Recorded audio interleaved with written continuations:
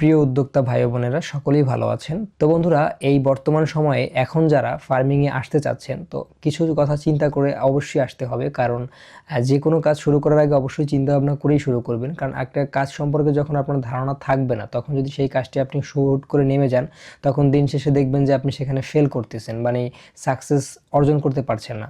তো সেজন্য অবশ্যই চিন্তা ভাবনা করে যে কোনো কাজে নামতে হবে। যদি আপনি দেখেন যে না, আমি এইটা সম্পর্কে আমার ধারণা আছে, তো অবশ্যই কিন্তু আপনি সেই কাজটিতে জয়েন করতে পারেন। তো প্রথমে এক ধাক্কায় আমি আপনাদেরকে বলবো না কখনই আপনারা অনেক বিগ ভাবে শুরু করেন।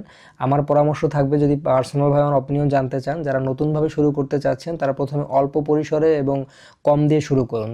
ধরুন আপনি প্রথমত 50 পিস অথবা 20 পিস অথবা 10 পিস দিয়ে শুরু করতে পারেন। যদি আপনার ক্যাশ পুঁজি ভালো থাকে তাহলে আপনি 100 পিস দিয়েও শুরু করতে পারেন।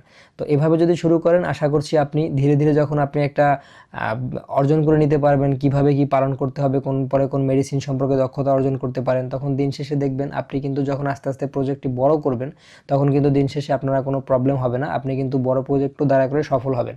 মানে আপনি যখনই দেখবেন যে না, আপনি একটি কাজ হুট করে প্রথমবারই বড় করে শুরু করে দিয়েছেন কোনো অভিজ্ঞতা ছাড়া, তখন দেখবেন দিন শেষে সেখান থেকে কিন্তু ভালো একটা প্রফিট অর্জন করতে পারবেন না। তো এই পরামর্শটি অবশ্যই খেয়াল রাখবেন। প্রথমে অল্প পরিসরে শুরু করুন, যখন দিন শেষে আপনার অভিজ্ঞতা অর্জন হবে তখন আপনি আস্তে আস্তে প্রজেক্ট বড় করুন।